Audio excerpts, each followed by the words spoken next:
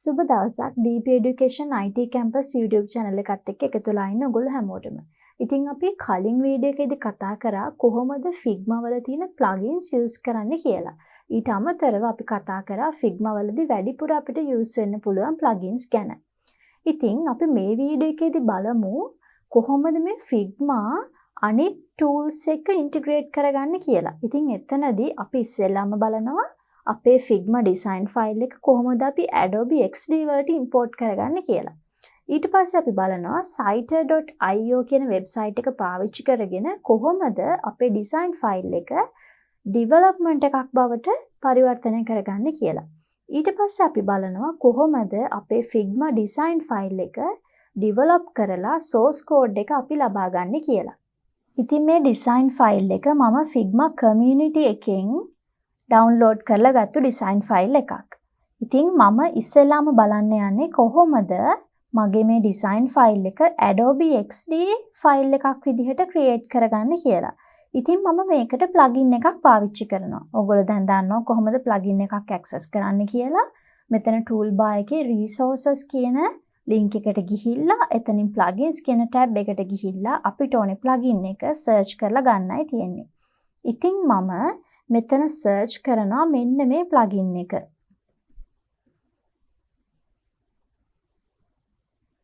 Convertify. මේ plugin එක use කරගෙන අපිට පුළුවන් අපේ Figma file එක Adobe XD file එකක් බවට පරිවර්තනය කරගන්න. ඉතින් මම මෙන්න මේක run කරගන්නවා.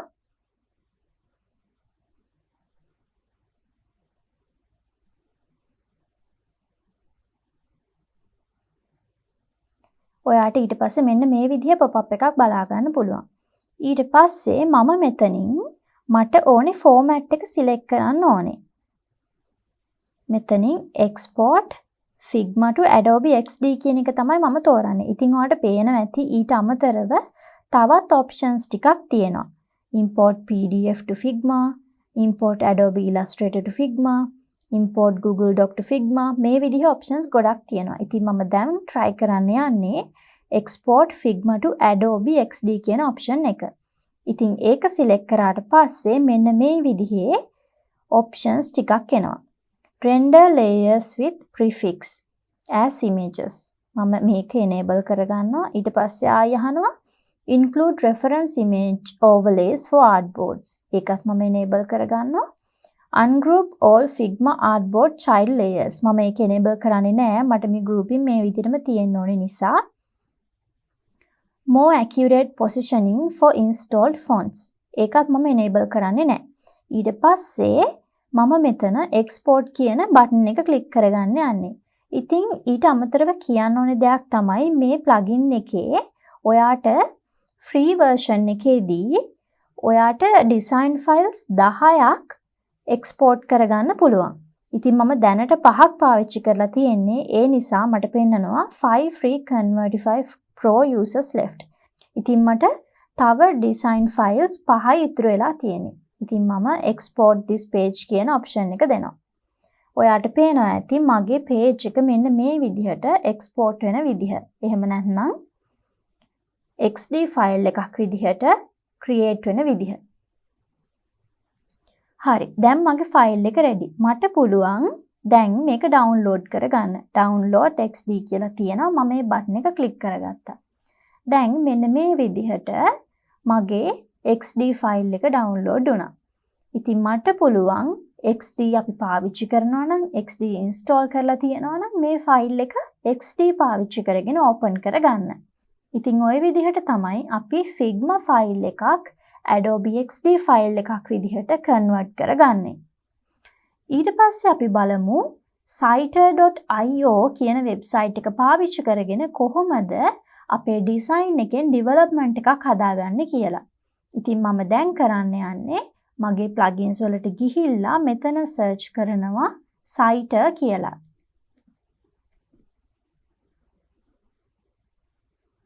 මෙතන මම search කරාම මෙතන උඩින්ම option එකක් එනවා export Figma to website and HTML by කියලා ඔහොම තියෙනවා.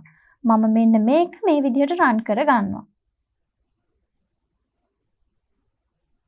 ඊට පස්සේ මෙතන මට පෙන්නනවා සයිට් එකක් තෝරන්න කියලා. ඉතින් ඇත්තටම කරන්න ඕනේ දේ තමයි siter.io කියන වෙබ්සයිට් එකට ගිහිල්ලා අපි එතනින් සයිට් එකක් ක්‍රියේට් කරන්න ඕනේ. ඒ කියන්නේ blank සයිට් එකක් තමයි ක්‍රියේට් කරන්න ඕනේ. ඉතින් ඊට පස්සේ තමයි අපිට මේ drop down එකෙන් අපේ ඒ blank සයිට් එක select කරන්න පුළුවන් වෙන්නේ. ඉතින් ඒක select කරාට පස්සේ අපිට පුළුවන් මෙන්න මේ අපේ design file එක siter.io එකට export කරගන්න. මම මෙන්න මේ විදිහට අලුත් tab එකක siter.io කියන වෙබ්සයිට් එකට යනවා. මම දැනටමත් මේකට register වෙලා තියෙන නිසා මෙන්න මේ විදිහට තමයි පෙන්වන්නේ. ඉතින් ඊට පස්සේ start for free කියන බටන් එක මම ක්ලික් කරගන්නවා. ඊට පස්සේ මගෙන් අහනවා Google account එකෙන් continue කරනවාද කියලා.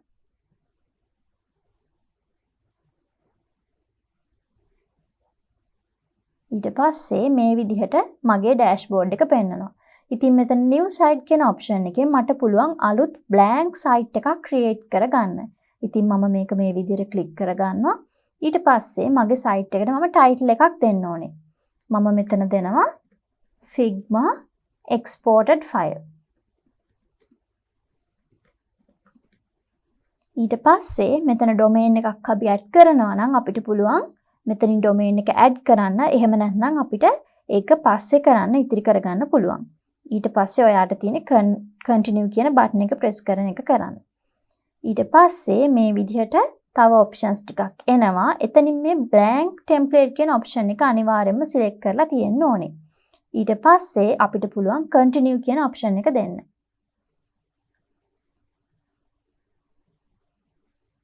හරි. දැන් අපේ blank file එක create වුණා. ඉතින් අපිට මෙතනින් අපේ design file එකේ width එකට ගැලපෙන විදිහට අපේ මෙන්න මේ site එකේ page එකේ width එකත් හදා ගන්න පුළුවන්.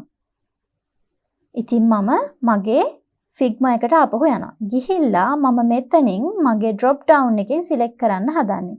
ඉතින් තාමත් මගේ site එක පෙන්වන්නේ නැහැ. මොකද මම drop down එක ආවට පස්සේ තමයි මගේ blank site එක create කරගත්තේ. ඉතින් ඒ නිසා මට මේක close කරලා ආයෙමත් මුල ඉඳලා එන්න වෙනවා. මේ විදිහට මම මේක ආයෙ run කරගන්නවා. ඊට පස්සේ මෙන්න මේ විදිහට pop up එක පෙන්නනවා. දැන් මගේ අලුත් site එක මෙතන drop down එකේ පෙන්නනවා. මම එතනින් මගේ site එක select කරනවා. ඊට පස්සේ export to siter.io කියන option එක දෙනවා.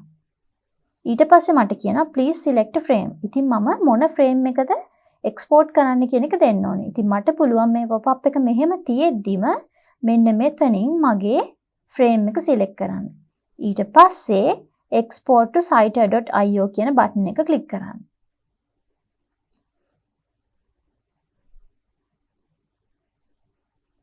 ඊට පස්සේ මෙන්න මේ විදිහට මගේ site එක create වෙනවා. ඔයාට පේනවා ඇති මෙතන progress එක පෙන්නනවා. මේ විදිහට අපිට පොඩි time එකක් බලාගෙන ඉන්න වෙනවා.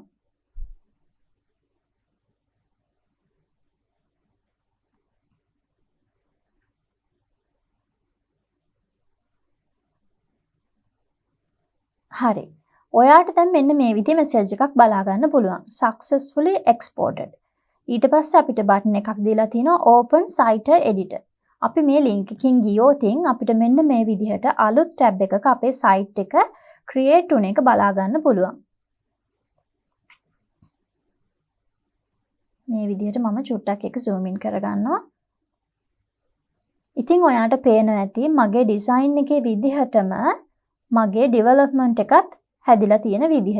හැබැයි මෙතන image එකක් අඩුයි. ඒ image එක එතෙන්ට add වෙලා නැහැ. ඉතින් ඒ වගේ චූටි අඩුපාඩු තියෙනවා. ඒවා අපිට මෙතනින් fix කරගන්න තියෙන්නේ. fix කරගත්තට පස්සේ අපිට පුළුවන් අපේ site එක publish කරන්න. ඊට පස්සේ මේ publish වෙච්ච page එක අපිට මෙතනින් බලා ගන්න පුළුවන්. ඔයාට පේනවා ඇති site කියන එක ඇතුලේ අපේ site එක create වෙලා තියෙන විදිහ. ඉතින් මේ විදිහට තමයි අපි siter.io කියන option එක පාවිච්චි කරගෙන එහෙම නැත්නම් siter.io කියන website එක පාවිච්චි කරගෙන අපේ Figma design එක development එකක් බවට පරිවර්තනය කරගන්නේ. හැබැයි ඉතින් මේක එච්චර accurate ක්‍රමයක් නෙමෙයි. මොකද ඔයාලට පේනවා ඇති මෙතන design එකේ පොඩි අඩුපාඩු තියෙනවා. අනිත් එක තමයි ඒ create වුණ site එකේ preview එකේ චුට්ටක් width එකේ හැම වෙනසක් තියෙනවා.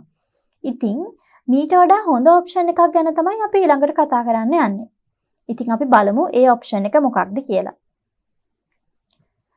දැන් අපි කරන්න හදන්නේ අපේ Figma design file එක function 12 කියන website එක පාවිච්චි කරගෙන source code එකක් විදිහට download කරලා ගන්න. ඉතින් මට කරන්න තියෙන්නේ function 12 කියන website එක search කරගන්න. function12.io මම කලින් එක search කරලා තියෙන නිසා මෙන්න මේ විදිහට මට එක suggest වුණා. function12.io ඊට පස්සේ ඔයාට මෙන්න මේ විදිහේ dashboard එකක් බලා ගන්න පුළුවන්.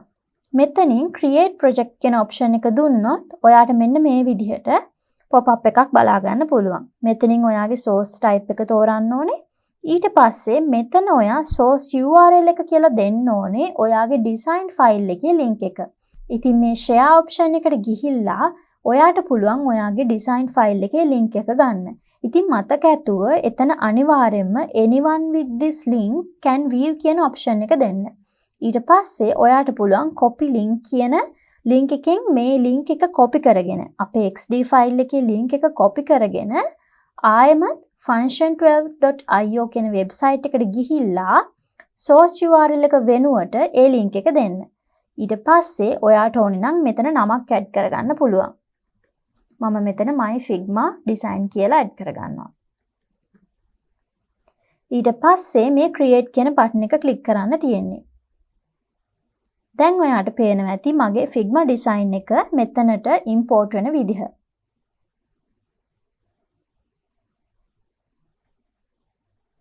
මේ විදිහට මගේ development එක සිද්ධ වෙනවා ඊට පස්සේ. ඉතින් අපිට චූටි වෙලාවක් බලාගෙන ඉන්න වෙනවා. දැන් ඔයාට පේනවා ඇති මෙන්න මේ විදිහට මගේ design එක create වුණ විදිහ.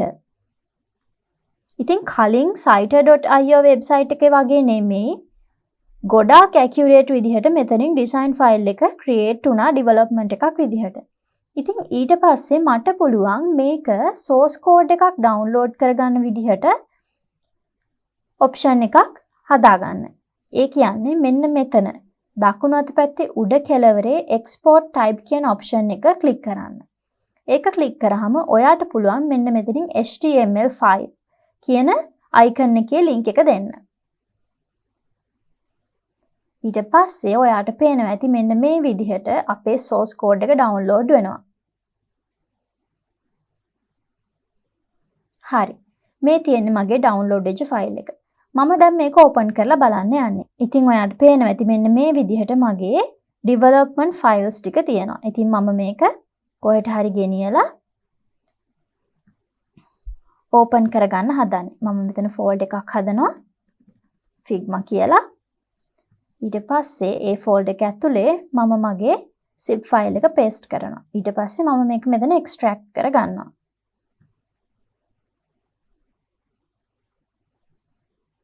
ඊට පස්සේ ඔයාට පේනවා ඇති මෙන්න මේ විදිහේ folder එකක් තියෙනවා. ඒක ඇතුළට ගියොත් අපේ assets folder එක ඇතුලේ අපේ design එකේ use වෙලා තිබුණ ඔක්කොම images icons බලා ගන්න පුළුවන්. ඊට පස්සේ styles folder එකට ගියොත් අපේ stylings ටික මෙන්න මේ විදිහට create වෙලා තියෙනවා. ඊට පස්සේ අපේ index file එක මෙන්න මේ විදිහට තියෙනවා. ඉතින් මම මේක open කරගත්තොත් මට මෙන්න මේ විදිහට මගේ development එක බලා ගන්න පුළුවන්. ඉතින් ඔයාලට පේනවා ඇති එක කොච්චර accurate ද කියන එක. ඉතින් මේ විදිහට තමයි අපිට අපේ design file එක HTML code එකක් විදිහට export කරගන්න එහෙම නැත්නම් develop කරගන්න පුළුවන් වෙන්නේ. ඉතින් මේ function 12 කියන tool එක ගොඩාක්ම accurate කියලා ඔයාලට පේන්න ඇති. ඉතින් අපි ඒ කතා කරේ Figma අනිත් tools එක integrate කරන්න පුළුවන් විදි කීපයක් විතරයි. මේ වගේ tools තව ගොඩාක් තියෙනවා. ඉතින් අපි ඊළඟ වීඩියෝ එකේදී බලමු කොහොමද Figma වල transitions interactions create කරන්න කියලා.